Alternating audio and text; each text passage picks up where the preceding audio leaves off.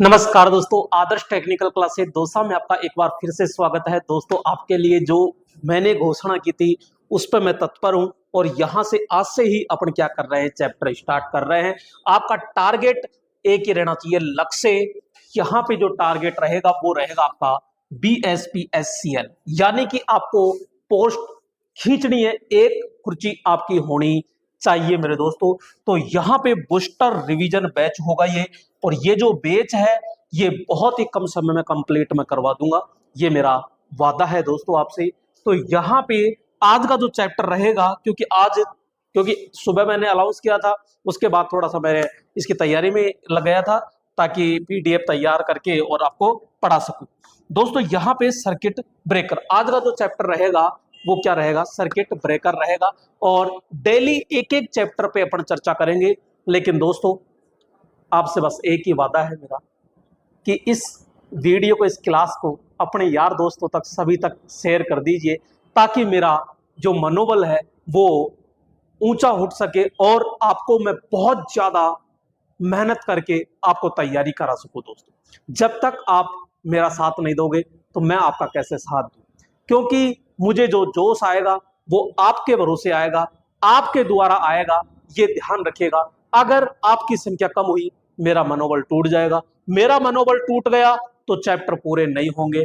अगर आप कंटिन्यू साथ देते रहे तो मैं वादा करता हूं, पूरा जो आपके सिलेबस के अंदर दे रखा है, पूरा एक एक चैप्टर में एक एक पॉइंट टू पॉइंट आपका बिल्कुल निस्वार्थ होके पूरा का पूरा ये कंटेंट आपको तैयार करवा दूंगा। दोस्तों, आइए बिना समय गवाए, हाँ, और अभी तक आपने चैनल को सब्सक्राइब नहीं किया है तो प्लीज ये काम तो कर ही दिए, और वीडियो को जरूर शेयर कीजिए। जब तक वीडियो शेयर नहीं करोगे तब तक दोस्तों पार नहीं पड़ेगी, बिल्कुल ठीक है।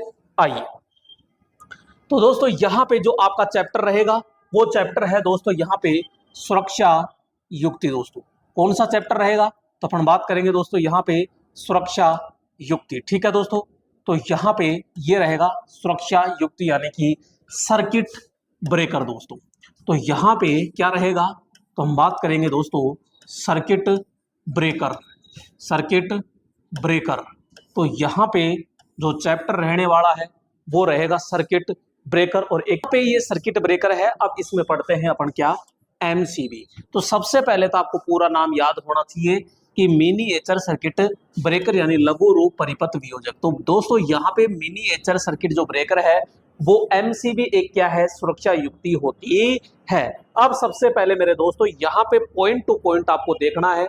सबसे पहले यहाँ पे अपन चर्चा करेंगे, आइए देखिएगा दोस्तों। यहाँ पे जैसे कि मैं बात कर रहा हूं, यह परिपथ फेज तार के श्रेणी क्रम में संयोजित होती है। तो दोस्तों यहाँ पे ये जो आपकी सुरक्षा युक्ति है, कौन सी, MCB, वो कहां पे लगेगी, तो मैं सीधा सा कहूंगा कि यहाँ पे ये किस पे कहां लगेगी, तो फेज तार के श्रेणी क्रम में संयोजित होती है। तो दोस्तों फेज तार के श्रेणी क्रम में होगी MCB।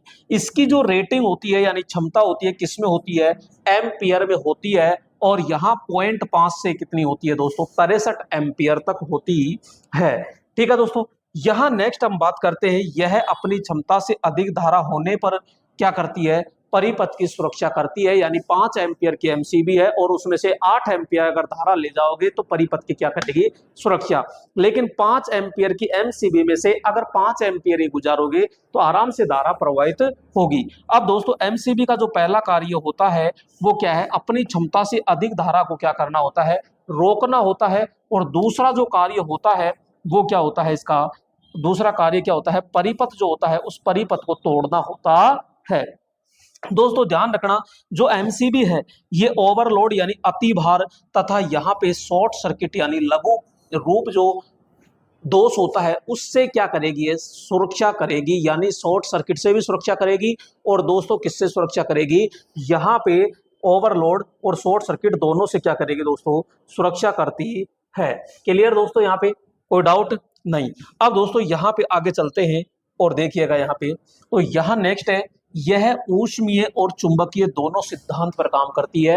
तो MCB दोस्तों दोनों सिद्धांत पर MCB आपके चुंबकीय और ऊष्मीय दोनों सिद्धांत पर काम करेगी। ध्यान रखना, ऊष्मीय सिद्धांत पर यहाँ पे ओवरलोड दोष होने पर कार्य करती है, जबकि शॉर्ट सर्किट होने पर यहाँ पे चुंबकीय कंडीशन में कार्य करती है। एमसीबी जो होती है ये मैन बॉक्स में मेरे दोस्तों डिन रेल यानी टैप हेड के द्वारा लगाया जाता है। एमसीबी जो होती है किसी स्क्रू या पेच के द्वारा नहीं लगी होती है, इसको डिन रेल के द्वारा लगाया जाता है। एक पत्ती होती है, उस पत्ती को ही अपन क्या कहते हैं, यहाँ पे डिन रेल कहते हैं। इसकी दोस्तों मरम्मत बिल्कुल भी नहीं होती है। यहाँ पे हम सीधा कहेंगे कि भैया इसकी मरम्मत बिल्कुल भी नहीं होती। इसका आकार छोटा होता है, ये कीमत में क्या होती है दोस्तों, सस्ती होती है। एमसीबी या फ्यूज पर जो अंकित धारा होती है उसको हम सांकेतिक धारा के नाम से जाना जाता है। इसमें द्विधात्विक पत्ती होती है दोस्तों, जिसे हम क्या कहते हैं, बाई मेटालिक पत्ती कहते हैं। दोस्तों ये जो द्विधात्विक पत्ती है ये ओवरलोड दोष से क्या करती है, सुरक्षा करती है। किस पर काम करेगी दोस्तों, ओवरलोड पे काम करेगी। इसमें चुंबकीय क्वाइल जो होती है दोस्तों ये शॉर्ट सर्किट पर काम करती है। किस पर काम करेगी, तो हम सीधा कहेंगे भैया शॉर्ट सर्किट पर कार्य करती है। क्लियर। और दोस्तों यहाँ पे इसमें स्पार्किंग को रोकने के लिए क्या लगा होता है, आर्क चैट लगा होता है। एमसीबी होती है, एमसीबी के अंदर जो स्पार्किंग होती है उस स्पार्किंग को रोकने के लिए किसका प्रयोग करेंगे अपन, आर्क चैट का प्रयोग करते हैं। दोस्तों यहाँ एमसीबी जो होती है उसको छोटा सा ऊपर नीचे पकड़ के अपन करते हैं ना, उसको नॉब कहते हैं, उसको ऑन ऑफ स्विच कहते हैं, जिसके अलग अलग रंग होते हैं। तो दोस्तों अगर वो काला रंग है तो वो डीसी परिपथ में प्रयोग होगा, अगर उसका रंग दोस्तों लाल है तो वो आइसोलेटर में प्रयोग होगा, अगर वो नीला रंग है तो वो एसी परिपथ में प्रयोग होगा, अगर वो हरा है तो बोलो लाइटिंग परिपथ में दोस्तों क्या होगा, वो प्रयोग होगा। दोस्तों मेरे यहाँ पे अब बात करते हैं, यहाँ पे एमसीबी जो होती है दोस्तों, एमसीबी के जो प्रकार होते हैं वो अलग अलग होते हैं। यहाँ पे एक बी प्रकार है और एक एल प्रकार है। ये बी प्रयोग ज्यादा नहीं होती, यानी पूछता नहीं है, वो एल श्रेणी ज्यादा पूछता है। तो बी एल यानी आप याद रखो बत्ती लाल, चाहे बी आए चाहे एल आए, आपको एक ही ठोकना है, बत्ती लाल। तो दोस्तों यहाँ पे बत्ती लाल से नाम याद कर लेना। तो ये श्रेणी है, कहाँ प्रयोग होती है आपको केवल ये याद रखना है। तो इसका जो उपयोग किया जाता है वो ऊष्मीय उपकरण, जैसे मेरे दोस्तों गीजर के अंदर करते हैं, ओवन के अंदर करते हैं, हीटर के अंदर करते हैं, तड़ित चालक होता है वहां पे प्रयोग किया जाता है। कोई भी प्रतिरोधी जो परिपथ होता है वहां पे प्रयोग किया जाता है। तो ये एल श्रेणी की एमसीबी हम प्रयोग करते हैं। वैसे एमसीबी अपने ओवरलोड का 3 से 5 गुना होने पर क्या हो जाता है, ऑपरेट होने में कितना समय लेती है, तो 0.04 सेकंड से 1 सेकंड का क्या होता है दोस्तों, यहाँ पे समय लेती है। क्लियर दोस्तों। यहाँ पे एमसीबी की नेक्स्ट टाइप पढ़ते हैं और यहाँ पे सी और जी होती है, सी और जी। तो यहाँ पे मेरे दोस्तों छगन क्या हो जाएगा, सी और जी। जी आपको याद रखना है, जी जी फॉर घर, जी फॉर घर, तो ऐसे याद, जी फॉर जी, जी जी जी याद रखना है, ध्यान रखना। यह अपने ओवरलोड का 5 से 10 गुना होने पर क्या होती है दोस्तों, ऑपरेट होती है और 0.04 सेकंड से 5 सेकंड का क्या लेती है दोस्तों, समय लेती है। अब दोस्तों मेरे पास इतना टाइम नहीं था जो मैं लिख लिख के पढ़ाऊं, तो इसी वजह से मैंने क्या किया, जो मेरे ऑफलाइन जो बैच है जिसमें मैं पढ़ाता हूँ स्टूडेंट की, मैंने क्या ली, नोट्स लिए और उसको स्कैन किया और स्कैन करके और यहाँ आपके सामने मैं पढ़ा रहा हूँ निस्वार्थ। इसका उपयोग घरों के अंदर, इसका उपयोग कहाँ करेंगे दोस्तों, जी जी श्रेणी की जी फॉर घर, घर में करेंगे, ये ध्यान रखना। और घर में क्या होती है, तो एसी, तो एसी के लिए प्रयोग करेंगे। अरे एसी तो आपके प्रेरण मोटर है, अरे व्यावसायिक लोड भी तो एसी पे ही सारा काम होता है। अरे तो प्रेरणिक परिपथ होता है, हैलोजन भी एसी पे ही काम करती है, लोकोमोटिव भी, यहाँ पे मशीन टूल्स आदि में इसका दोस्तों क्या करते हैं, हम प्रयोग करते हैं। नेक्स्ट यहाँ पे बात करते हैं दोस्तों डी श्रेणी की एमसीबी। अब दोस्तों डी श्रेणी की जो एमसीबी होती है यह अपने ओवरलोड का 10 से 30 गुना होने पर क्या होता है, इसका ऑपरेटिंग टाइम होता, इसका ऑपरेटिंग टाइम कितना है, 0.4 सेकंड से 3 सेकंड। अब इसका प्रयोग कहाँ करते हैं डी श्रेणी का, तो भाई साहब डी यानी दबंग, डी यानी दबंग, बड़ी मशीन यानी एक्सरे मशीन होती है, वेल्डिंग मशीन होती है, बड़ी मशीन होती है आदि में इसका प्रयोग करते हैं। नेक्स्ट आता है मेरे दोस्तों यहाँ पे के श्रेणी, और के श्रेणी की जो एमसीबी होती है उसका उपयोग कहाँ करते हैं? तो पहले तो ये 4 से 12 गुणा होने पर ये ऑपरेट होती है और 0.01 सेकंड का समय लेती है। तो दोस्तों ये इलेक्ट्रॉनिक परिपथों में इसका क्या किया जाता है? उपयोग किया जाता है। और दोस्तों एक होती है जेड श्रेणी, और जेड श्रेणी का उपयोग भी अपन इलेक्ट्रॉनिक परिपथों के अंदर ही करते हैं, यानी डिजिटल जो इलेक्ट्रॉनिक परिपथ होते हैं वहां पे हम प्रयोग करते हैं। एमसीबी का अगर प्रतीक पूछ ले तो मेरे दोस्तों ये होता है। क्लियर? अब बात आती है यहाँ पे एमसीबी आपने पढ़ ली है दोस्तों। एमसीबी के बाद में दोस्तों यहाँ पे अगला जो पॉइंट आता है वो है ईएलसीबी। ईएलसीबी ईएलसीबी का मेरे प्यारे दोस्तों यहाँ पे अर्थ लीकेज क्या हो जाएगा? अरे तो यहाँ पे अपन कहेंगे सीधा अर्थ लीकेज सर्किट ब्रेकर। हिंदी में कहते हैं भू क्षरण परिपथ वियोजक कहते हैं। ये क्या दिक्कत है भाई? हाँ जी ठीक है। यहाँ पे भू भू रक्षण परिपथ वियोजक होता है, और ये भी मेरे दोस्तों ये क्या है? एक प्रकार की सुरक्षा युक्ति होती है। अब ये ईएलसीबी हम प्रयोग कहाँ करते हैं? तो सीधा सा मैं फंडा बता दूं, घरों के अंदर दोष से बचने के, सॉरी विद्युत झटके से बचने के लिए कोई लीकेज धारा हो रही है तो उससे सुरक्षा करने के लिए अपन ईएलसीबी का प्रयोग करते हैं। क्लियर? तो यह युक्ति रिले की तरह, किसकी तरह? अरे रिले की तरह तथा धारा और वोल्टेज, धारा और वोल्टेज प्रचालित होती है। तो कोई रिले तो धारा के समान चालू होगी, कोई रिले वोल्टेज के समान होगी। दोस्तों एक रिले नहीं और विभिन्न प्रकार की रिले होती ही है।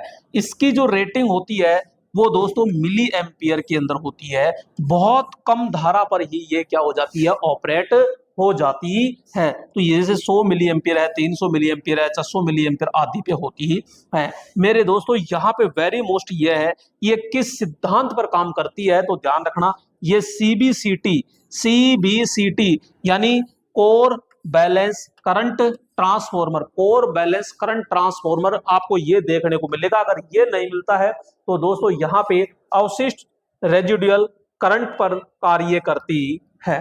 क्लियर दोस्तों? नेक्स्ट यहाँ पे बात करेंगे दोस्तों, यहाँ पे मैं नोट पहले ही लिखा रहा हूं, यहाँ पे क्या ईएलसीबी का एक सुधरा हुआ रूप होता है। ईएलसीबी का एक सुधरा हुआ रूप होता है जिसे हम कहते हैं आरसीसीबी। क्या कहते हैं? आरसीसीबी कहते हैं, रेजिडुअल करंट सर्किट ब्रेकर होता है। दोस्तों ईएलसीबी हो या फिर आरसीसीबी हो, दोनों ही घरों में कहाँ लगाते हैं? तो जो हमारा ऊर्जा मीटर होता है उसके तो बाद में लगाते हैं, और घर के अंदर जो एमसीबी लग रही है ना उससे पहले लगाते हैं, यानी मेन स्विच से पहले। तो भैया ऊर्जा मीटर के तो बाद में तथा मेन स्विच यानी एमसीबी हो या आइसोलेटर से पहले हम प्रयोग करते हैं। अरे किसे? तो यहाँ पे हम कहेंगे ईएलसीबी को। इसमें एक टेस्ट बटन भी होता है जिसका प्रयोग करके हम ये सुनिश्चित कर लेते हैं कि वास्तव में हमारी ईएलसीबी सही सलामत कार्य कर रही है दोस्तों, जिसके द्वारा परीक्षण ज्ञात करते हैं। अब उपयोग, तो इसका उपयोग लीकेज धारा तथा विद्युत झटके से सुरक्षा प्रदान करने के लिए हम क्या करते हैं दोस्तों? इसका प्रयोग करते हैं। अब दोस्तों मेरे पास इतना समय नहीं है ताकि मैं यहाँ पे इस सर्किट का एनालिसिस करा सकूं, ठीक है? तो यहाँ पे आगे चलते हैं मेरे दोस्तों, यहाँ पे, और ये देखिएगा नेक्स्ट पॉइंट। तो नेक्स्ट पॉइंट है दोस्तों यहाँ पे आरसीसीबी। आरसीसीबी जो है, तो आरसीसीबी होता क्या है? तो अपन कहते हैं रेजिडुअल करंट सर्किट ब्रेकर, यानी अवशिष्ट धारा परिपथ वियोजक। तो दोस्तों ये ईएलसीबी का क्या है? सुधरा हुआ रूप है। जैसे पहले सीएफएल थी, सीएफएल के बाद में क्या आ गई? एलईडी। सीएफएल के बाद में क्या आ गई? एलईडी। तो ये सीएफएल का सुधरा हुआ रूप हो गया ना एलईडी एक तरीके से। तो यहाँ पे ईएलसीबी का सुधरा हुआ रूप क्या है दोस्तों? यहाँ पे अपन कहेंगे आरसीसीबी होता है। इसकी रेटिंग जो होती है वो ईएलसीबी से क्या होती है दोस्तों? कम होती है, यानी कि 30 milli ampere, 60 milli ampere, 90 milli ampere आदि में होती है। यह सीबीसीटी यानी कोर बैलेंस करंट ट्रांसफॉर्मर सिद्धांत पर तो दोनों एक ही है, ईएलसीबी और आरसीसीबी दोनों एक ही सिद्धांत पर काम करेगी मेरे दोस्तों। तो यहाँ पे यह ईएलसीबी की तुलना में फास्ट प्रचालित होती है, कीमत में थोड़ी महंगी होती है। ईएलसीबी थोड़ा समय ज्यादा लेगी, और ये जो आपकी आरसीसीबी है ये बहुत फास्ट प्रचालित होती है, ये आराम से बहुत फास्ट तीव्रता से क्या करती है, कार्य करती है। दोस्तों यहाँ पे अगला पॉइंट आता है आपका, और अगला जो पॉइंट आता है वो कौन सा है, तो बात करेंगे एमसीसीबी। कौन सा, एमसीसीबी यानी मोल्डेड केस सर्किट ब्रेकर। अरे मोल्डेड केस सर्किट ब्रेकर होता है मेरे दोस्तों, यह एमसीबी का बड़ा रूप होता है। अरे क्या होता है, ये एमसीबी का क्या होता है, बड़ा रूप होता है। और इसकी जो रेटिंग होती है ना, वो 25 एम्पियर से 2500 एम्पियर होती है। अरे कहाँ लगाओगे, क्या घरों में लगाओगे क्या, अरे जी नहीं, यहाँ तो मेरे दोस्तों ये 25 एम्पियर है, अगर घर में गलती से लग गया तो सीधा मामला ही बिगड़ जाएगा। क्यों, क्योंकि ये तो मिनिमम ही 25 है। तो इसका उपयोग करते हैं जो घर के पास में जो आपका वितरण ट्रांसफार्मर होता है, उसमें आपने देखा होगा एक डब्बा सा होता है, उस डब्बे के अंदर छोटी सी एमसीबी लगी होती है। तो वो एमसीबी नहीं होती है, वो एमसीबी का बड़ा रूप है, एमसीसीबी। क्लियर। तो यहां एमसीसीबी है जो 25 एम्पियर से 2500 एम्पियर तक क्या होती है, यहां पे इसकी रेटिंग होती है, क्षमता होती है। तो यह उच्च धारा पर कार्य करता है। स्पार्किंग दूर करने के लिए दोस्तों इसमें एक क्या भरा जाता है, खनिज ऑयल। ये जो एमसीसीबी होती है ना, इसके अंदर कॉन्टेक्टर होते हैं छोटे, तो वहां स्पार्किंग होगी। अब स्पार्किंग को कम करने के लिए क्या करना पड़ेगा, तो वहां पे ऑयल भरा होता है, खनिज ऑयल जो अपन ट्रांसफॉर्मर प्रयोग करते हैं वही ऑयल होता है। तो ये क्या करता है, स्पार्किंग को एब्जॉर्ब कर लेता है, रोक लेता है। इसका उपयोग वितरण ट्रांसफॉर्मर में करते हैं दोस्तों, किसका, तो एमसीसीबी। अरे मोल्डेड केस सर्किट ब्रेकर, किसका, मोल्डेड केस सर्किट ब्रेकर। और यहां पे बोलो 25 एम्पियर से 2500 एम्पियर तक हम क्या करेंगे, प्रयोग करते हैं। अब दोस्तों यहां पे अगला आता है, यहां पे ये लीजिएगा भाई साहब अगला। तो यहां पे हम बात करते हैं एसीबी। और एसीबी की जो फुल फॉर्म है, एयर सर्किट ब्रेकर, जिसको वायु परिपथ वियोजक कहते हैं। दोस्तों यहाँ पे दो तोता मैना होते हैं यो, और ये तोता मैना होते हैं, यानी कि दोस्तों ये कॉन्टेक्टर होते हैं। एक तो यहाँ पे स्थायी टर्मिनल हो गया, और यहाँ पे एक परिवर्तित होता है ये, ठीक है। ये क्या होता है दोस्तों, यहाँ पे परिवर्तित होता है, और ये स्प्रिंग दाब लगा के रखती है, और नीचे से हवा देते हैं भाई साहब, ये धारा जो जाती है वो इसमें जाती है यो। अब जैसे अपन को सर्किट को तोड़ना हो तो तोड़ेंगे तो हवा का प्रवाह करेंगे, और यहाँ पे दाब लगी है, स्प्रिंग क्या हो जाएगी, दब जाएगी इधर, और हवा निकल जाएगी। तो यहाँ जो चिंगारी होती है, उस चिंगारी को बुझाने के लिए अपन शुष्क हवा का क्या करते हैं, प्रयोग करते हैं। तो ये है एसीबी यानी एयर सर्किट ब्रेकर। बोलो कितने टर्मिनल, अरे दो टर्मिनल लगाएंगे। कौन कौन से, एक स्थायी रहेगा और एक भागने वाला यानी गति करने वाला होता है, परिवर्तित करने वाला। ये तांबे का होता है, और यहाँ पे तांबा प्लस टंगस्टन का प्रयोग किया जाता है। नेक्स्ट है दोस्तों यहाँ उपयोग, इसका उपयोग मेरे दोस्तों रेलवे में करेंगे, जनरेटर सुरक्षा हो जाएगी, पावर प्लांट आदि में हम किया जाता है। और ये जो हमारा सर्किट ब्रेकर है ना एसीबी, तो ये भाई साहब एसी हो और चाहे डीसी हो, दोनों पे क्या करता है, जबरदस्त तरीके से कार्य करता है। लेकिन ध्यान रखना ये केवल आपके शॉर्ट सर्किट दोष पर ही कार्य करता है। तो यहाँ पे शॉर्ट सर्किट दोष से क्या करेगा, बचा लेगा। और यह भैया डबल पोल में भी होता है और ट्रिपल पोल में भी होता है, यानी चाहे तो आप सिंगल पोल में ले लीजिए, चाहे डबल पोल में, और चाहे ट्रिपल पोल में आराम से आप ले सकते हैं। प्रत्येक पोल के श्रेणी कनेक्शन यानी सीरीज कनेक्शन में ओवरलोड कॉइल लगाई जाती है। दोस्तों यहाँ पे ये पोल है और इस पोल है, तो यहाँ पे ओएलसी यानी ओवरलोड कॉइल लगाई जाती है।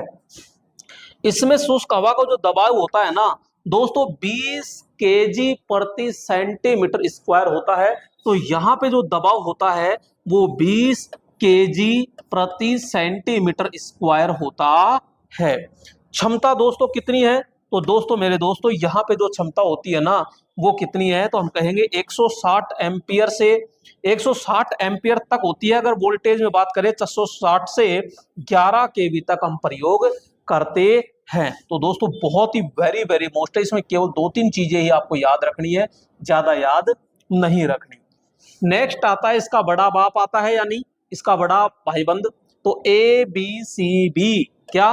तो यहां पे बात करेंगे एबीसीबी। अरे एयर ब्लास्ट सर्किट ब्रेकर। क्या? अरे एयर ब्लास्ट सर्किट ब्रेकर, वायु जोका परिपथ वियोजक। तो यह एसीबी का क्या होता है? बड़ा भाई बंद होता है भाई साहब, नाम में भी बड़ा है, देख लो। वो तो क्या था?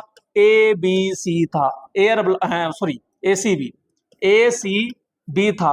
तो यहाँ एयर सर्किट ब्रेकर, और ये 4 अक्षर, ये 3 अक्षर। अब ये तो 160 एम्पियर में था, ठीक है, लेकिन ये जो होता है, ये आपके ध्यान रखना 1200 एम्पियर से अधिक के लिए प्रयोग करेंगे, तो ये उच्च क्षमता के लिए प्रयोग होता है। इसमें शुष्क हवा का जो दबाव होगा ना, वो कितना होगा?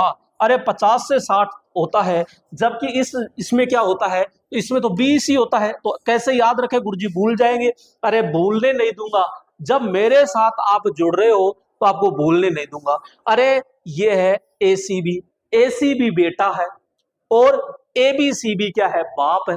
तो बाप तो हो गया भाई साहब आपका कितना? 50 से 60 साल का हो गया, 50 से 60 साल का हो गया, और बेटा आपका 20 से 25 साल का है, ऐसे याद रखो। बेटा तो छोटा ही होगा ना, तो आधा कर दो।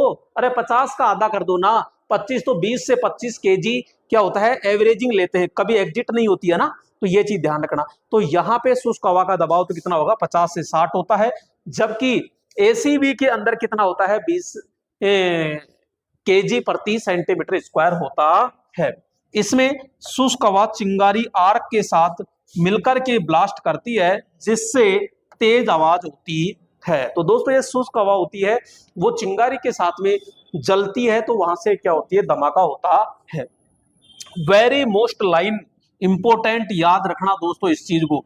इसे ऑन ऑफ करने के लिए लेचिंग रिले का प्रयोग करते हैं। दोस्तों लेचिंग रिले एक ऐसी रिले है जो परिपथ को बंद करने के बाद भी इसका परिपथ चालू रहता है, यानी ये बंद होने के बाद भी ये परिपथ को क्या रखती है? चालू रखती है, लेचिंग रिले। दोस्तों यह शॉर्ट सर्किट दोष से क्या करती है? सुरक्षा। और ये 33 केवी से 132 केवी तक, यानी 1200 एम्पियर से अधिक के लिए इसका हम क्या करते हैं? प्रयोग करते हैं। और इसकी जो संरचना होती है वो दोस्तों एसीबी के क्या होती है? बिल्कुल समान होती है। यहां पे ये जो है कौन? A B C B, air blast circuit breaker. बोलो कितने प्रकार का? अरे 3 मूर्तियां हैं, यानी कि 3 प्रकार के हो गए। कौन सा? क्रॉस ब्लास्ट सर्किट ब्रेकर है, एक्सिल ब्लास्ट सर्किट ब्रेकर है, रेडियल ब्लास्ट सर्किट ब्रेकर है। तो cross axial radial, cross axial radial, cross axis radial प्रकार के क्या होंगे? सर्किट ब्रेकर होते हैं। आइए दोस्तों अगले से मुलाकात करते हैं जरा। तो यहाँ पे OCB, oil circuit breaker, oil circuit breaker यानी तेल परिपथ वियोजक। तो दोस्तों इस प्रकार का ये टैंक होता है, चारों तरफ से ये टैंक होता है, और टैंक में ये यहाँ इंसुलेटर लगे होते हैं ये, और यहाँ से ये होते हैं, ये टर्मिनल होते हैं जो पिक्स होते हैं, और नीचे का जो ये होता है पूरा का पूरा दोस्तों ये मूवेबल होता है, जो एक हैंडल के द्वारा क्या किया जाता है? इसको ऊपर नीचे किया जाता है, यहाँ पे टच किया जाता है, और इसके बीच में भर देते हैं अपन कौन सा तेल? खनिज ऑयल, जो ट्रांसफॉर्मर में यूज करते हैं। इसीलिए इसका नाम क्या हो गया? ऑयल सर्किट ब्रेकर होता है। इसका आकार की बात करते तो ये सिलेंडर की तरह होता है। यह शॉर्ट सर्किट दोष से क्या करेगा दोस्तों? सुरक्षा करता है। इसमें एक हैंडल लगा होता है जिसके द्वारा ऑन ऑफ करते हैं। तो टैंक में स्पार्किंग को रोकने के लिए दोस्तों किसका प्रयोग करेंगे? ऑयल का प्रयोग करते हैं। और इसमें कार्य करते समय दोस्तों ध्यान रखना, H2 गैस यानी हाइड्रोजन गैस उत्पन्न होती है, जो आग को बुझाने में समय यानी आग को बुझाने में क्या करती है? सहायता प्रदान करती है। प्रत्येक पोल के श्रेणी क्रम में क्या लगी होती है दोस्तों? OLC लगी होती है। तो यहाँ प्रत्येक पोल होता है और इसके श्रेणी क्रम में क्या लगी होती है? OLC लगी होती है। कहां तक? 1200 एम्पियर तक। तो 1200 से ऊपर कौन है? ABCB। कौन है? ABCB। और ये भी दोस्तों कितने प्रकार का? 3 प्रकार का होता है। तो यहां पे हम बात कर रहे हैं कंट्रोल ऑयल सर्किट ब्रेकर, लो ऑयल सर्किट ब्रेकर, और प्लेन ब्रेक सर्किट ब्रेकर। तो दोस्तों ये भी 3 प्रकार का है।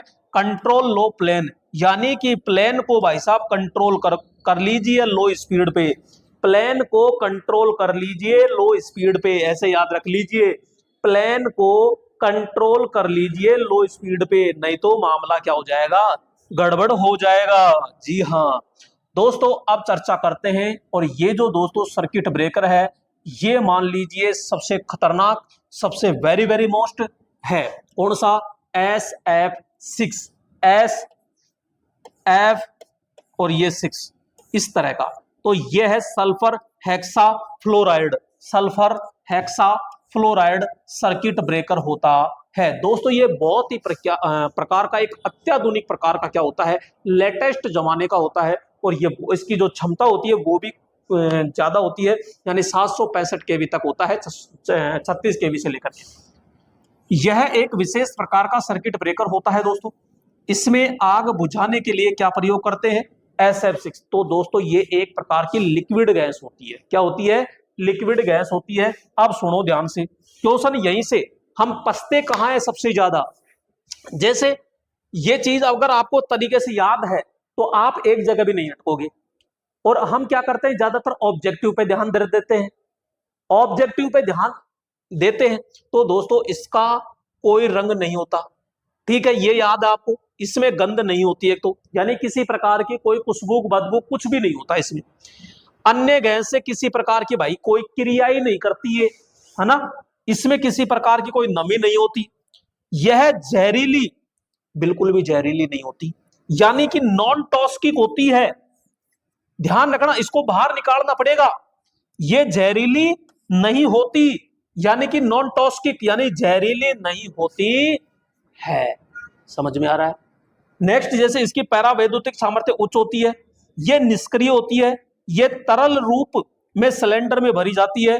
यह क्रिया करने के लिए बाद में दो भागों में SF2 और SF4 के अंदर दोस्तों बट जाती है। अब जो स्टूडेंट ने ये पढ़ लिया और उसमें आ गया कि निम्न में से इसका कार्य कौन सा नहीं है, उसमें दे दिया यह जहरीली होती है, तो भैया वो तो तुरंत छांट देगा ना। लेकिन हम क्या करते हैं, ज्यादातर ऑब्जेक्टिव पर डिपेंड रहते हैं, एक तो बेसिक चीजें नहीं पढ़ते। इसीलिए मैं कहता हूं मेरे दोस्तों, बेसिक चीजें कॉन्सेप्ट के साथ पढ़िएगा। जैसे अपना फाउंडेशन बैच चल रहा है ऐप के अंदर, नाम मात्र की फीस है, मात्र 599 रुपए में, जो पूरा एक एक पॉइंट को धीरे धीरे कवर करा रहा हूं मैं। तो वहां पे काफी कैंडिडेटों ने ले रखा है। तो यहां पे अब, तो यहां अगर आगे की तैयारी भी कर रहे हो ना, तो भी वो बैच बहुत सक्सेसफुल रहेगा। वो फाउंडेशन है ऑल इंडिया टेक्निकल के लिए, तो ये चीज ध्यान रखना। अब देखो, ये तो हो गए गुण। अब भैया गुण हो गए, तो आगे देखो फिर यहां पे हम बात कर रहे हैं, यह सामान्यतः शॉर्ट सर्किट दोष से क्या करेगा दोस्तों, सुरक्षा करेगा। ओवरलोड पे इसका कोई काम नहीं है, ये शॉर्ट सर्किट से बचाएगा। और किसको बचाएगा? तो भाई ये स्विच गियर को बचाएगा। ये करंट ट्रांसफॉर्मर होता है, तो वहां पे इसका प्रयोग किया जाता है। तो दोस्तों जो हमारे यार्ड होते हैं, स्विच यार्ड होते हैं ना, तो यहाँ पे स्विच यार्ड के स्थान पर ये लगा होता है, जो पावर हाउस कहते हो आप, वहां पे इसका प्रचालन कार्य बहुत फास्ट होता है। और वेरी वेरी मोस्ट है इसकी क्या क्षमता, यानी 36 केवी से लेकर के 765 केवी तक, 36 केवी से लेकर के 765 केवी तक इसकी क्या होती है मेरे दोस्तों, इसकी क्षमता होती है। SF6 को 5 केजी प्रति सेंटीमीटर स्क्वायर, ध्यान रखना, SF6 जो गैस होती है, इसका जो दबाव होता है, इसका जो दबाव होता है ना, इसका जो दबाव होता है 5 केजी प्रति सेंटीमीटर स्क्वायर दबाव पर हम क्या करते हैं, इसको प्रयोग करते हैं। क्लियर? अब आता है दोस्तों आपके अगला सर्किट ब्रेकर। और अगला सर्किट ब्रेकर कौन सा है? तो मेरे दोस्तों यहाँ पे VCB, vacuum circuit breaker, vacuum circuit breaker, vacuum circuit breaker यानी कि निर्वात परिपथ वियोजक। निर्वात परिपथ वियोजक होता है जिसकी क्षमता होती है 22 केवी से लेकर के 66 केवी तक, 22 से लेकर के 66 केवी तक होती है मेरे दोस्तों।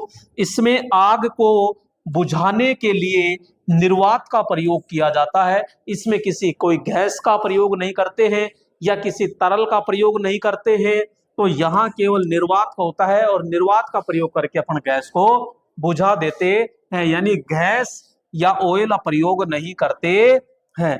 यह शॉर्ट सर्किट दोष से क्या करता है दोस्तों, सुरक्षा करता है। इसमें धारा कौन सी, तो यहां धारा चोपिंग दोष होता है।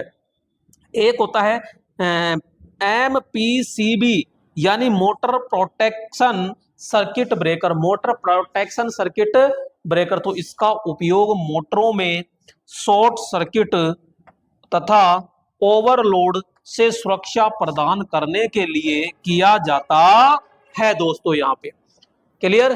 तो यहाँ पे ये आपके जो मेन मेन सर्किट ब्रेकर है वो हो गए, लेकिन और भी अभी बच रहे हैं, रुको। तो यहां अब आता है जैसे आइसोलेटर। तो दोस्तों ये आइसोलेटर क्या है, एक तो ये चीज समझिएगा। आइसोलेटर एक तो घरों के अंदर भी एमसीबी के पास में जो लाल लाल होता है वो भी है, और एक ट्रांसफॉर्मर के ऊपर भी हम लगाते हैं। तो ये दोनों ही क्या है, आइसोलेटर है। और ये क्या करता है, जैसे घरों में जो लगाते हैं, ये फेज और न्यूट्रल दोनों को एक साथ ओपन करता है, जबकि ये नो लोड पर काम करता है। ये सुरक्षा नहीं करता है, ये चीज ध्यान रखना, किसी प्रकार की ये सुरक्षा नहीं करता है। घर में जो अपन लगाते हैं ना, ये किसी प्रकार की सुरक्षा नहीं करता है, केवल परिपथ को ऑन ऑफ करता है। ये मैन स्विच होता है, इसका मुख्य कार्य परिपथ को ऑन ऑफ करना होता है, यह सुरक्षा नहीं करता है। इसकी संरचना एमसीबी के समान होती है, यह डबल पोल, ट्रिपल पोल और 4 पोल में होता है। ठीक है। क्षमता 30 एम्पियर, 100 एम्पियर। दोस्तों सर्किट ब्रेकर में पावर फैक्टर, शक्ति गुणांक आर के कारण यूनिट होता है। आपसे सीधा सा क्वेश्चन पूछेगा कि सर्किट ब्रेकर में पावर फैक्टर कितना होता है, तो हमेशा 1 होता है। दोस्तों इसी के अंदर आप लिखना, यह नो लोड पर कार्य करता है। किस पर काम करेगा, तो हम कहेंगे सीधा नो लोड पर कार्य करता है, कार्य करता है। क्लियर दोस्तों। तो ये चीज ध्यान रखना। तो ये किस पर काम करता है, नो लोड पर काम करता है, यानी शून्य भार पर कार्य करता है। अब यहां पे देखो सर्किट ब्रेकर में ब्रेकिंग करंट। अब दोस्तों ये ब्रेकिंग करंट क्या होता है, तो दोस्तों यहां अभी समझ लीजिए, ये ब्रेकिंग करंट जो होती है, यहां जो भी हमारे सर्किट ब्रेकर होती है उसकी जो रेटिंग होती है ना, वो MVA है, मेगा वोल्ट एम्पियर। तो उसमें हम भाग देंगे √3 का, और यहाँ पे है VL यानी लोड वोल्टेज। ये VL है दोस्तों, लोड वोल्टेज को इंटू करेंगे यहाँ पे √3 से, और इसका भाग दे देंगे MVA के अंदर। तो यहाँ पे ब्रेकिंग करंट आ जाए, ब्रेकिंग करंट आ जाएगी। और एक होती है दोस्तों मेकिंग करंट। जो मेकिंग करंट होती है ना, ये ब्रेकिंग करंट का कितना होती है, लगभग 2.5 गुना होती है। तो जो भी ब्रेकिंग करंट आएगा उसको मैं क्या किससे इंटू करूंगा, 2.55 से इंटू करेंगे। तो दोस्तों दोनों में बड़ा कौन है, तो मेकिंग बड़ा होता है और ब्रेकिंग क्या होता है, छोटा होता है। क्लियर। यहाँ पे अब आता है दोस्तों कौन सा, यहाँ पे जो वेरी वेरी मोस्टर अक्सर क्वेश्चन आते हैं दोस्तों, यहाँ पे किसके, तो हम बात करते हैं यहाँ पे फ्यूज। किसके, फ्यूज के। इसी को कहते हैं हम संगलक, इसी को कहते हैं अग्नित्र। क्या कहते हैं इसको, अग्नित्र कहते हैं। तो फ्यूज एक प्रकार की क्या होती है दोस्तों, सुरक्षा युक्ति होती है। अब सबसे पहले देखिएगा यहाँ पे प्रतीक, एक प्रतीक ये हो गया, यानी कि सीधा करके, और यहाँ पे इस तरह एक हो गया ये, और एक हो गया ये। अगर गलती से दोस्तों आपने ये कर दिया तो ये हो जाता है क्या, ये आपका प्रतिरोध हो जाता है। तो या तो आपको इस तरह करना पड़ेगा, या फिर आर पार निकालना पड़ेगा, तब जाके क्या बनेगा ये फ्यूज। इसकी दोस्तों रेटिंग किस में होती है, तो सीधा हम बात करेंगे दोस्तों, इसकी जो रेटिंग होती है ना, वो रेटिंग किस में होती है, तो एम्पियर के अंदर होती है। और एम्पियर ऑप्शन में नहीं मिलेगा तो क्या मिलेगा, धारा मिलती है। क्लियर। क्या मिलेगा, धारा मिलती है दोस्तों। संयोजन की बात करते हैं तो मेरे दोस्तों एसी परिपथ में फेज तार के श्रेणी क्रम में क्या जोड़ते हैं, यहां पे देखो, यहां हम क्या दे रहे हैं, एसी, और यहां पे क्या लगा दिया, फ्यूज। ये लोड है तो फेज तार के श्रेणी क्रम में होता है, और जो डीसी होता है उसमें भैया फेज और न्यूट्रल दोनों के अंदर फ्यूज लगाए जाते हैं। क्लियर। तो डीसी परिपथ में फेज व न्यूट्रल दोनों के श्रेणी क्रम में अलग अलग लगाते हैं। अब दोस्तों यहां पे सुनना ध्यान से, यहां पे देखो फ्यूज तार के बारे में आगे समझते हैं। तो फ्यूज तार किसका बना होता है दोस्तों, पहली प्राथमिकता टिन प्लस लेड। क्या, टिन प्लस लेड जो होता है, ये इस दोनों का मिश्रण बनाया जाता है, जिसमें टिन तो होता है 60% और लेड होता है दोस्तों क्या, 40% होता है। अब मेरे दोस्तों यहाँ पे ये जो बनाया जाता है ये किस में होता है, तो हम कहेंगे ये निम्न क्षमता में होता है। किस में होता है, निम्न क्षमता में। एक आप तांबे का भी बनाते हो यानी कि कॉपर, ठीक है ना, Cu, और एक एल्यूमिनियम Al। दोस्तों ध्यान रखना नंबर 4, एक चांदी का भी बनाया जाता है। किसका बनाया जाता है? चांदी का बनाया जाता है, यानी Au, ठीक, ओ सॉरी Ag। तो यहाँ पे ये चांदी का बनाया जाता है, और जो चांदी का होता है ये हमेशा उच्च क्षमता के लिए बनाया जाता है। किसके लिए बनाया जाता है? उच्च क्षमता के लिए बनाया जाता है। निम्न क्षमता पूछे तो टिन प्लस लेड करना है, उच्च क्षमता पूछे तो चांदी का करेंगे, और चांदी का भी थोड़ी देर बाद में देखना यहाँ पे हम प्रयोग करेंगे। दोस्तों यहाँ पे जो HRC फ्यूज होता है, उस HRC फ्यूज के अंदर जो फ्यूज तार होता है ना, वो ही बोलो किसका होगा? तो हम कहेंगे 100% वो किसका होता है? वो आपके चांदी का बनाया जाता है। अब फ्यूज तार में प्रवाहित धारा जो है वो निम्न पर निर्भर करती है। भाई साहब यहाँ पे जैसे मैंने कहा कि ये है फ्यूज, और ये फ्यूज तार है, तो इसमें जो धारा गुजर रही है वो धारा किस किस पर निर्भर होती है? तो मैं कहूंगा तार के कटाक्ष क्षेत्रफल पे डिपेंड करेगी। दूसरा, यहाँ तार की जो धातु होती है, कि तार भैया किसका बना है? टिन प्लस लेड का बन रहा है, कि तांबे का बन रहा है, कि एल्यूमिनियम का बन रहा है, कि चांदी का बन रहा है? सीधी बात है, डिपेंड तो करेगी। आकृति, तार की आकृति, टर्मिनल कैसे हैं, आयाम, एम्पलीट्यूड कितना है, ठीक है, तो इन सभी पे प्रवाहित धारा क्या होती है? निर्भर होती है। अब दोस्तों यहां पे समझो ध्यान से। दोस्तों इसको आप आराम से रीड कीजिएगा, मैं पानी पी लेता हूं। यहां पे ठीक है, अब देखो दोस्तों यहां पे आराम से, तो यहां फ्यूज तार के क्या होते हैं? गुण।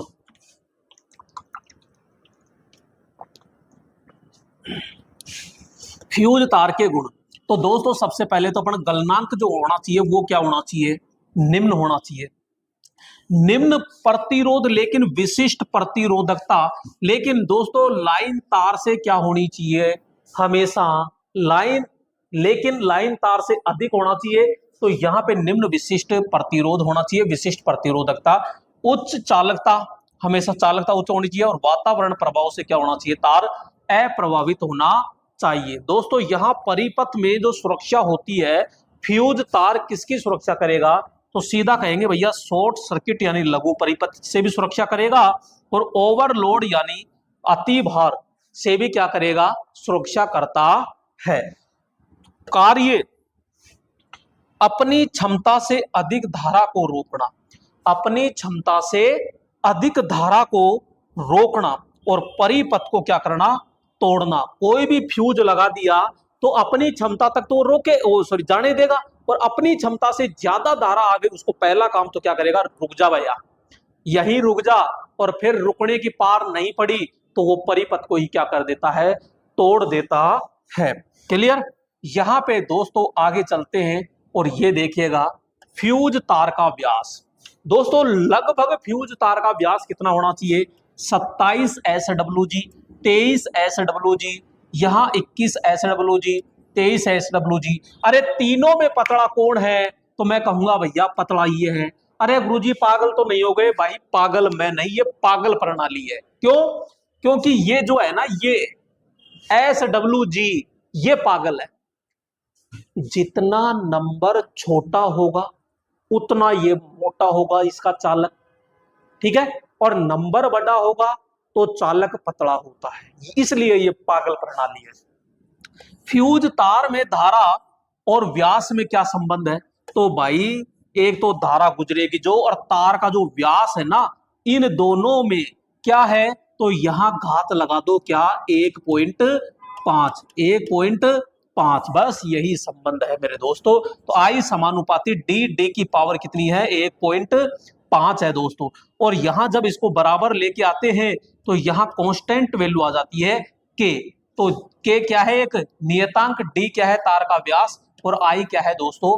प्रवाहित धारा होती है। तो आई बराबर के डी की पावर 3/2 कह दो, या 3 में 2 का भाग देंगे तो 1.5 ही आता है। फ्यूज परिपथ का सबसे कमजोर क्या होता है?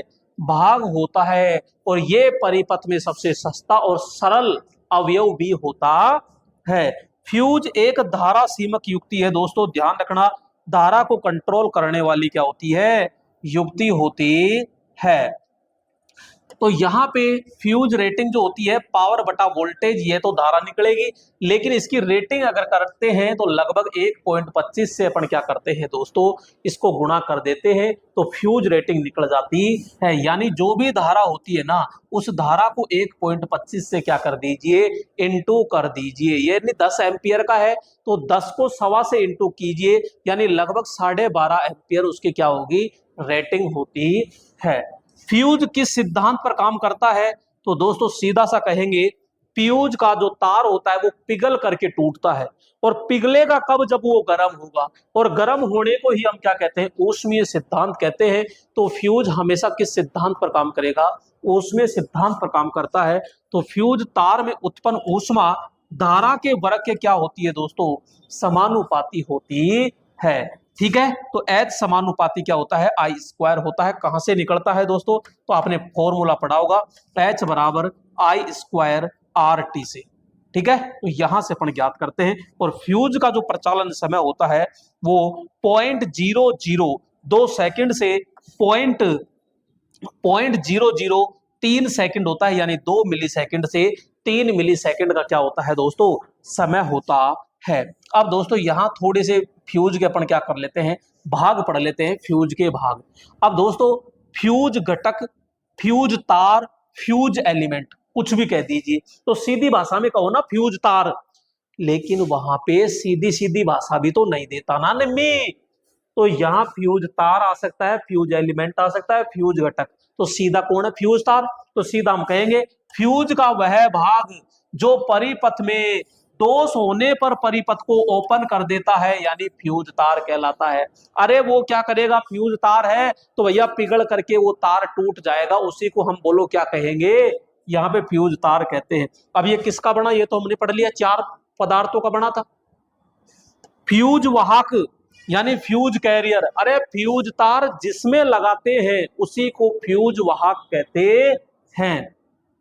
फ्यूज के जिस भाग में फ्यूज तार लगा होता है उसे फ्यूज वाहक कहते हैं। अरे क्या कहेंगे, फ्यूज वाहक कहते हैं। यहां पे फ्यूज आधार, दोस्तों यहां पे ध्यान से देखिएगा, यहां पे बात करते हैं फ्यूज आधार यानी बेस। तो दोस्तों जो भाग नीचे होता है, यानी फ्यूज के जिस भाग में इनपुट और आउटपुट टर्मिनल लगे होते हैं वह भाग आपका क्या कहलाएगा, फ्यूज आधार कहलाता है। वह स्थायी रूप से संयोजित रहता है। देखो कैसे, मैं ये कह रहा हूं घर के अंदर है तो मेरे दोस्तों ये आधार है, ठीक है, ये इनपुट टर्मिनल और ये आउटपुट टर्मिनल। अब इसका सेम डिट्टो एक ऐसा ही भाग और लेंगे जिसमें ये फ्यूज तार लगा होता है। अब इसको पकड़ के ही तो इसके ऊपर लगाएंगे ना, तो यहां पे ये तो क्या कहलाएगा, फ्यूज आधार कहलाएगा, और ये क्या कहलाएगा, ये आपका फ्यूज वाहक कहलाएगा। ठीक है, फ्यूज वाहक, और ये क्या है, ये फ्यूज तार होता है। ठीक है, ये चीज होती है। अब आता है फ्यूज धारा निर्धारण, फ्यूज करंट रेटिंग, यानी अधिक सुरक्षित धारा जो बिना ऊष्मित हुए, क्या, बिना ऊष्मित हुए, अधिक सुरक्षित धारा जो बिना ऊष्मित किए निरंतर प्रवाहित होती रहती है, फ्यूज करंट रेटिंग कहलाती है। मतलब ये कह रहा है कि अधिकतम तो हो लेकिन वो गर्म नहीं होनी चाहिए, यानी ऊष्मा नहीं आनी चाहिए, उस धारा को हम क्या कहते हैं, फ्यूज करंट रेटिंग के नाम से जाना जाता है। एक होता है प्रगलन धारा यानी फ्यूजिंग करंट। दोस्तों फ्यूजिंग करंट का मान क्या है, तो हम कह रहे हैं कि वह न्यूनतम धारा जिस पर फ्यूज तार पिघल कर टूट जाता है, वह न्यूनतम करंट बताओ, क्योंकि अधिकतम तो देखो कितना भी हो सकता है। जैसे 5 एम्पियर क्षमता का फ्यूज लेके आते हो तो उस पे 7 एम्पियर 8 एम्पियर धारा जाएगी तभी भी पिघलेगा, 20 एम्पियर दोगे तभी पिघलेगा, 40 एम्पियर दोगे तो भी पिघलेगा, तो फिर कौन सी लोगे, तो यहाँ पे न्यूनतम, यानी जिस न्यूनतम धारा पर तार पिघल कर अलग कर देता है उसे हम प्रगलन धारा या फ्यूजिंग धारा कहते हैं। क्लियर, यानी वह न्यूनतम धारा जिस पर फ्यूज तार पिघल करके परिपथ को अलग कर देता है, बोलो क्या कहलाएगा, प्रगलन धारा कहलाती है। प्रगलन धारा का मान हमेशा 1.25 या 1.5 गुना होता है। प्रगलन समय, एक है प्रगलन धारा, तो भाई पिघल करके टूटेगा तो उसमें समय तो लगेगा ना, तो पिघलकर टूटने में जो समय लगता है उसे हम क्या कहते हैं, प्रगलन टाइम यानी फ्यूजिंग टाइम कहते हैं। दूषित समय में फ्यूज तार पिघलकर टूटने में लिया गया समय फ्यूजिंग समय कहलाता है। क्लियर दोस्तों यहाँ पे? तो प्रगलन गुणांक यानी फ्यूजिंग फैक्टर होता है, तो फ्यूज की न्यूनतम फ्यूजिंग धारा व फ्यूज पर अंकित धारा का अनुपात क्या कहलाएगा दोस्तों? फ्यूजिंग फैक्टर कहलाता है। क्या कहलाएगा? फ्यूजिंग फैक्टर कहलाता है। अब दोस्तों यहां पे अपन ये चीज समझते हैं, देखो जैसे कि आप मार्केट से फ्यूज लेके आते हो तो उसके ऊपर लिखा रहता है कि 10 एम्पियर क्षमता का है, तो वो तो क्या हो गया, अंकित धारा। क्या हो गया? अंकित धारा। और जिस धारा पर फ्यूज पिघलकर परिपथ को अलग करता है उसे कहते हैं फ्यूजिंग धारा। उसे क्या कहेंगे? फ्यूजिंग धारा। तो हम ये दोस्तों थोड़ी सी टेक्निकल मिस्टेक आ गई थी, है ना? तो यहाँ पे प्रगलन गुणांक अपने पढ़ लिया, फ्यूजिंग फैक्टर। और फ्यूजिंग फैक्टर क्या है? तो मैंने सीधा समझाया कि भैया जो भी न्यूनतम यानी न्यूनतम फ्यूजिंग धारा है जिस पर तार पिघलता है वो, और फ्यूज पर अंकित धारा है वो, तो अंकित धारा का भाग दे दीजिए किसमें? फ्यूजिंग धारा में। तो उसका जो भी अनुपात होगा वो क्या आ जाएगा? फ्यूजिंग फैक्टर हो जाता है। या गलन धारा में सुरक्षित धारा का भाग दे दीजिए, दोनों एक ही होता है। और इसका जो मान होता है हमेशा ध्यान रखना 1 से अधिक आता है। फ्यूजिंग फैक्टर का मान हमेशा दोस्तों कितना आता है? तो हम सीधा कहेंगे फ्यूजिंग फैक्टर का मान हमेशा 1 से क्या आता है? ज्यादा आता है। क्लियर दोस्तों? यहां पे हम पढ़ते हैं, अब देखो फ्यूज के प्रकार। अब फ्यूज के जो प्रकार होते हैं वो कौन से होंगे? तो यहाँ पे किटकेट फ्यूज, जिसे हम पुनः तारण फ्यूज या रिवायरेबल फ्यूज कहते हैं। तो दोस्तों यहाँ पे किटकेट फ्यूज, पुनः तारण फ्यूज या रिवायरेबल फ्यूज होता है। इसके दो भाग होते हैं, एक तो होता है आधार और एक होता है टॉप। ठीक है, ये आप आराम से समझते हो कि ये देखो इधर से, तो ये इनपुट हो गया, ये बाहर निकलेगा तो आउटपुट हो गया। ठीक है, अब यहाँ पे कोई तार नहीं जुड़ रहा, एक भाग ये होता है, इसमें इस तरह ये तार है, और ये जो तार है इसी को हम फ्यूज तार कहते हैं। ये जो भाग है ये टॉप या फ्यूज कैरियर, इसको उठा के इसमें लगाएंगे। तो आपने देखा कि नहीं देखा किटकेट घरों में किटआउट, तो बस वो यही है। किसका बना होता है? पोर्सलिन यानी कि चीनी मिट्टी का बना होता है। इसमें जो बिंदु होते हैं ये पॉइंट, ये किसके बने होते हैं? तो हम कहेंगे पीतल के बने होते हैं। इसकी क्षमता कितनी होती है? तो 5 एम्पियर से 3000 एम्पियर तक होती है। कितनी? 5 एम्पियर से 3000 एम्पियर तक होती है। और इसका फ्यूजिंग फैक्टर कितना होता है? तो 1.4 से 1.7, 1.4 से 1.7 होता है। संरचना बिल्कुल सरल होती है, वजन में भारी होता है, कीमत में सस्ता होता है, अनुरक्षण देखभाल की नगण्य आवश्यकता होती है। ये तो है नहीं कि आप रोज रोज देखोगे, जब तक खराब नहीं होगा जब तक आप देखते नहीं हो। ठीक है, तो इसकी संरचना ये बिल्कुल क्या होती है दोस्तों?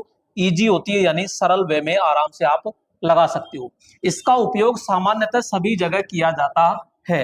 इस फ्यूज को खराब होने पर दोबारा सही किया जा सकता है, जिसकी लागत बहुत कम आती है। भाई दोबारा जैसे फ्यूज जल गया, और फ्यूज जल गया है तो इसको रिपेयर करने में कितना समय लगेगा या कितना खर्चा आएगा? तो कहीं से भी तार निकाला और आप यूज कर देते हो। ठीक है, टर्मिनल बिंदु के चारों ओर बिट्यूमन अचालक पदार्थ लगाया जाता है। जो टर्मिनल पॉइंट होते हैं उसके पीछे की ओर थोड़ा सा भाग रहता है खाली, उस पे लगा देते हैं बिट्यूमन, ताकि अपना कोई भी हाथ ना लगे।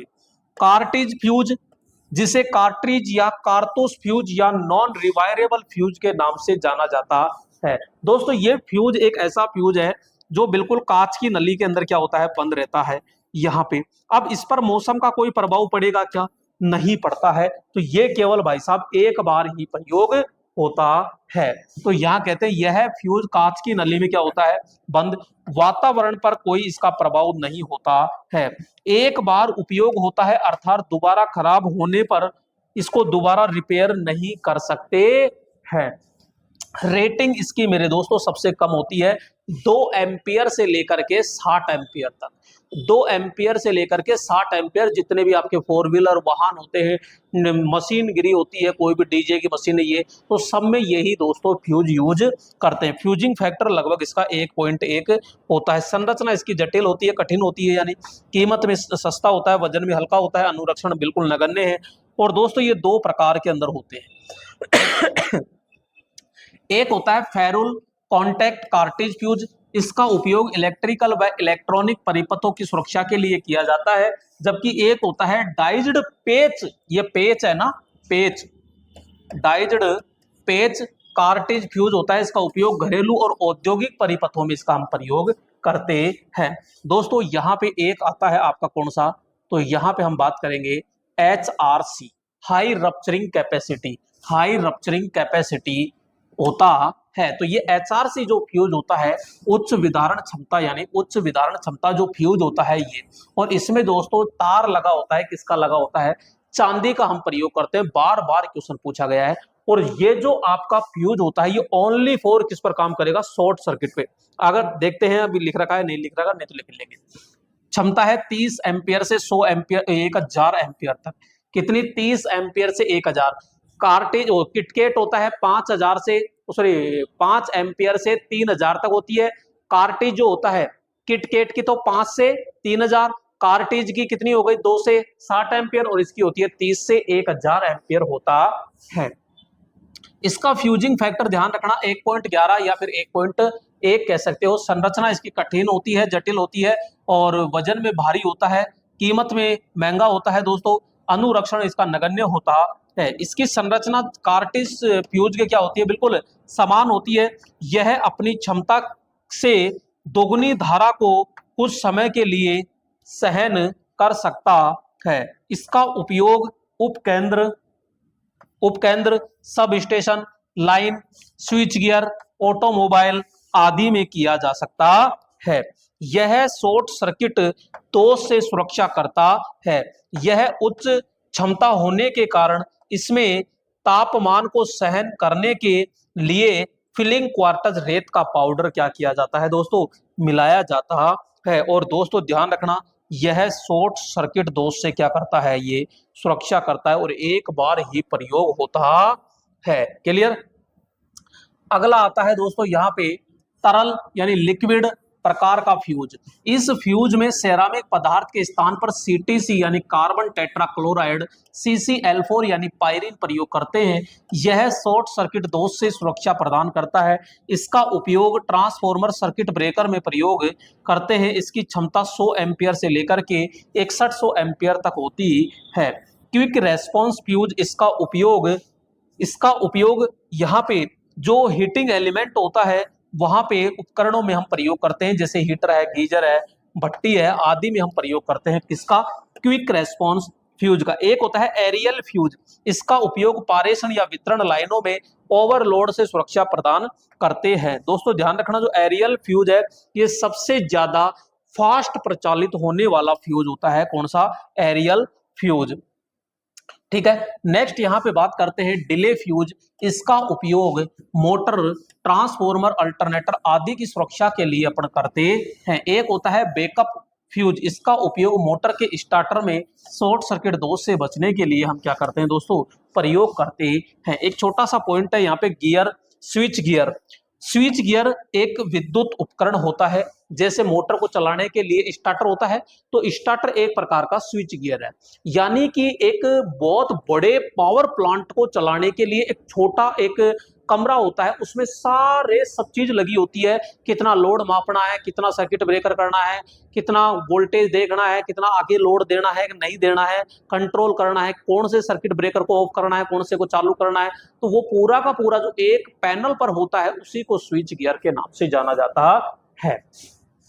यह किसी विद्युत परिपथ की स्विचिंग है, कंट्रोलिंग है, परिपथ से सुरक्षा करने के लिए प्रयोग किया जाता है। Switch gear, relay, circuit breaker, यहाँ पे current transformer, voltage transformer, lighting arrester, तड़ी चालक, स्विच है, फ्यूज है, आइसोलेटर, कंट्रोल पैनल है आदि उपकरण लगे होते हैं। अब दोस्तों यहाँ पे जो स्विच गियर होते हैं ना, ये दो भागों में बढ़ जाते हैं। पहला आता है स्थापना स्थल के आधार पर। दोस्तों एक होता है इंडोर स्विच गियर और एक होता है यहाँ पे आउटडोर स्विच गियर। ठीक है। तो यहाँ पे जो इंडोर होता है यानी वे स्विच गियर जो खुले में स्थापित होते हैं, खुले में स्थापित नहीं होते वो तो इंडोर, और जो बाहर स्थापित होते हैं उसे हम क्या कहते हैं, आउटडोर कहते हैं। जो इंडोर होते हैं वो कम क्षमता के होते हैं, वो 66 kV तक होते हैं, जबकि आउटडोर होते हैं वो 66 kV से अधिक के होते है। आकार की बात करते हैं, छोटा हो जाएगा, ये बड़ा हो जाएगा, ये सस्ता हो जाएगा, ये महंगा हो जाएगा। और देखभाल की आवश्यकता इसकी ज्यादा होती है, इसकी निम्न होती है। ठीक है, मरम्मत यहाँ अधिक होती है और यहाँ पे कम होती है। दोस्तों ध्यान रखना, इसे स्थापित करना कठिन होता है, जबकि इसे स्थापित करना आसान होता है, क्योंकि बाहर खुले में आराम से स्थापित आप कर सकते हो। नेक्स्ट यहाँ पे बात करते हैं, दूसरा आता है दोस्तों यहाँ पे वोल्टेज क्षमता के आधार पर। तो ये तीन प्रकार के होते हैं, एक तो होता है कम वोल्टेज, एक होता है मध्यम वोल्टेज, एक होता है उच्च वोल्टेज प्रकार का होता है। तो ये स्विच गियर जो होते हैं ना, निम्न वाला तो होता है 1 केवी क्षमता तक, दूसरा होता है 36 केवी तक, और एक होता है 36 केवी से अधिक। तो ये तो हो गया लो, ये हो गया मीडियम, और ये हो गया हाई।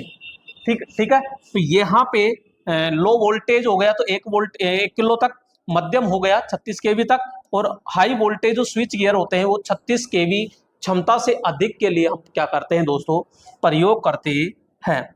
यहाँ पे बात करेंगे दोस्तों रिले, अगला पॉइंट अपना रिले। तो रिले विद्युत सुरक्षा युक्ति होती है। यह धारा अथवा वोल्टेज प्रचालित होती है। विद्युत परिपथ को ऑन ऑफ करने या एक परिपथ को बंद करके दूसरे परिपथ को चालू करने में इसका प्रयोग किया जाता है।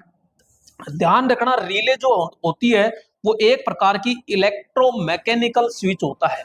रिले एक प्रकार का इलेक्ट्रोमैकेनिकल स्विच होता है, ध्यान रखना दोस्तों। ये जो भाग आपको दिखाई दे रहा है, ये जो भाग होता है, इसे हम क्या कहते हैं, इसे योग कहते हैं।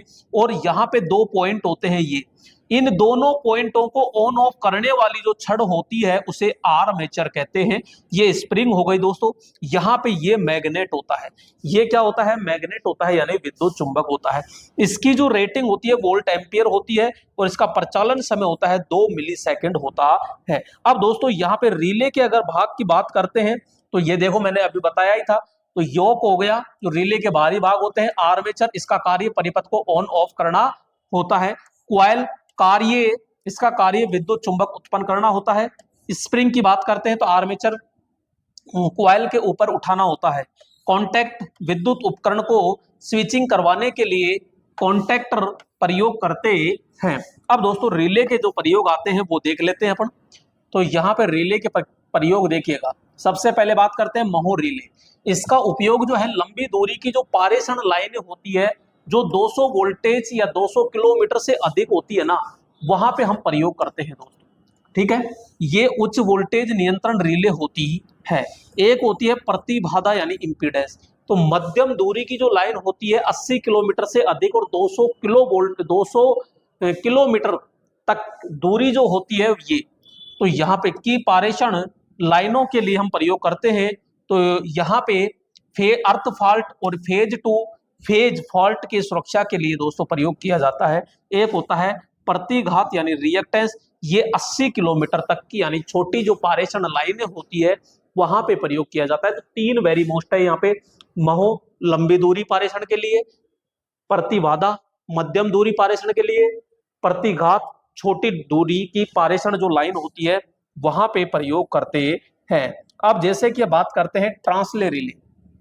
इसका उपयोग मेरे दोस्तों जो फीडर होते हैं, फीडर लाइन होती है 11 केवी की जो लाइन होती है, वहां पे उनकी सुरक्षा के लिए जो प्रयोग करते हैं वो ट्रांसले रिले प्रयोग करते हैं। तो ये 33 केवी तक कार्य करता है। 11 केवी 33 केवी की जो लाइन होती है वहां पे हम प्रयोग करते हैं। लेचिंग रिले या सटकनी रिले जो होती है दोस्तों, और ये लेचिंग रिले, इसका उपयोग अर्थ ब्रेकर सर्किट ब्रेकर में किया जाता है। यह एक प्रकार की इलेक्ट्रॉनिक युक्ति होती है। यह एक धारा नियंत्रण रिले होती है। नोट दोस्तों ध्यान रखना, जो लेचिंग रिले होती है, लेचिंग रिले को बंद करने के बाद भी ये क्या करती है, परिपथ को चालू रखती है। अगला आता है दोस्तों यहाँ पे डिफरेंशियल अवकलन रिले।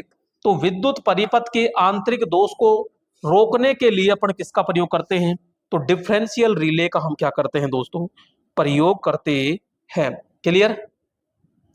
यहां पे आगे चलते हैं दोस्तों, बकोल्ज रिले।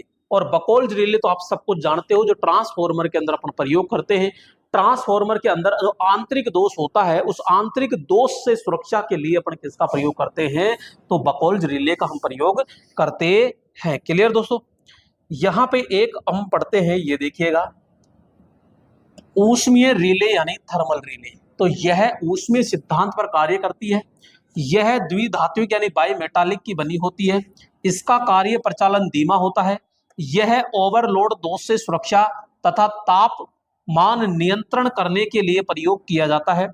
यह फेज तार के श्रेणी क्रम में होता है। तो दोस्तों एक बिल्कुल सीधी धातु होती है और एक होती है यू आकार में जो तांबे की बनी होती है।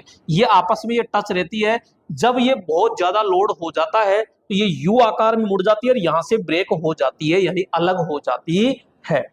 एक होती है ओएलसी ओवरलोड क्वाइल या ओवरलोड रिले दोस्तों होता है अतिभार रिले। तो यह ओवरलोड दोष से क्या करती है दोस्तों सुरक्षा करती है। इसमें मोटे तार कम लपेट विद्युत रोधी तांबे तार की क्या होती है दोस्तों क्वाइल प्रयोग करते हैं। यह 15.5% अतिरिक्त धारा प्रवाहित होने पर प्रचालित होती है। तो इसका प्रचालन कार्य तेज होता है। तो एनवीसी जो होती है 9 वोल्ट जो क्वाइल होती है जिसे अपन होल्डिंग क्वाइल के नाम से भी जाना जाता है। इसका मुख्य कार्य किसी लीवर या प्लंजर या हैंडल आदि को क्या होता है दोस्तों जकड़ना होता है। और इसमें पतले तार या अधिक लपेट के क्या होती है तो विद्युत रोधी तांबे तार के अपन क्वाइल प्रयोग करते हैं। क्लियर दोस्तों। यहां पे नेक्स्ट दोस्तों यहां पे कुछ और देख लेते हैं। देखो इसमें पतले तार ये तो बता दिया। यह एक विद्युत चुंबक होता है। इसका प्रचालन कार्य होता है। तो दोस्तों यहाँ पे एनबीसी होती है जो अपना DC generator sorry DC motor होती है। तो उसमें 2.3 पॉइंट होता है तो उसमें हैंडल होता है। उस हैंडल को जकड़ने के लिए किसका प्रयोग किया जाता है तो एनबीसी हम प्रयोग करते हैं। एक होता है तात्कालिक रिले। इसका प्रचालन कार्य बहुत तेज होता है। अल्प धारा रिले यह निर्धारित मान से कम मान होने पर प्रचालित हो जाती है। यह धारा नियंत्रण रिले होती है दोस्तों। क्लियर। नेक्स्ट यहां पे आगे बात करते हैं दोस्तों। यहां पे अल्प वोल्टेज रिले यह रिले अपने निर्धारित वोल्टेज से कम होने पर क्या होती है प्रचालित हो जाती है। प्रेरण रिले तो यहां पे इंडक्शन रिले यानी यह रिले प्रेरण मोटर या ऊर्जा मीटर के सिद्धांत पर कार्य करती है। यह केवल एसी पर क्या करेगी दोस्तों कार्य करती है। अब दोस्तों यहां पे हम बात करते हैं। यहां पे ये देखिएगा तो ये आपसे पूछ ले कि रिले के प्रतीक कौन से हैं। तो भाई साहब यहाँ single pole single tapped relay होती है। ये एसपीडीटी यानी single pole double tapped. Single pole भाई साहब ये देखो ये पोल तो क्या है अकेला ही है लेकिन डबल टैप्ड 2 जगह आपको टैप करना पड़ेगा इसलिए इसको डबल टैप्ड कहा गया है। जबकि इसमें पोल एक है तो यहाँ पे पोल तो एक है लेकिन आपको एक जगह ही है तो सिंगल पोल सिंगल टैप्ड। इसमें देखो डबल पोल और सिंगल टैप्ड है। तो भाई ये जो है ये पोल है ये केवल एक जगह ही है। देखो पोल एक जगह ही है तो डबल तो पोल है लेकिन सिंगल टैप्ड है।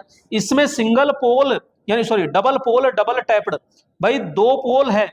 ये 2 पोल है इसमें और ये दो जगह क्या होगा टैप होता है। तो दोस्तों यहां पे जितने भी सर्किट ब्रेकर थे सुरक्षा युक्त थी वो सारे अपन ने बहुत फास्ट तरीके से क्या कर लिया इनको कवर कर लिया। दोस्तों अगर आप इस वीडियो को 2 बार आराम से देख लेते हो तो माइंड में आराम से बिल्कुल सेट हो जाएगा। दोस्तों इस चीज को ध्यान रखना। अब दोस्तों आपको वीडियो कैसी लगी है क्लास तो अच्छा सा कमेंट एक जरूर कीजिएगा। अगर बुरा लगा है तो बुरा कमेंट कर दीजिएगा। कोई कमी है तो वो जरूर बताइएगा। अगर आपको अच्छा लग रहा है तो प्लीज आप अपने दोस्तों को जरूर बताइएगा क्योंकि अगर ज्यादा से ज्यादा लोग देखेंगे ज्यादा से ज्यादा दोस्तों लाइक आते हैं तो मेरा मनोबल और बढ़ेगा। और जितने भी आपके जैसे मशीन पूरी बाकी है इलेक्ट्रॉनिक्स बाकी है पावर सिस्टम है ड्राइव है ये सारे बाकी है दोस्तों इनको भी मैं आपको एक एक पॉइंट को अच्छे से करा सकूं। ठीक है दोस्तों नेक्स्ट क्लास के अंदर फिर मिलते हैं। तब तक के लिए जय हिंद मेरे दोस्त।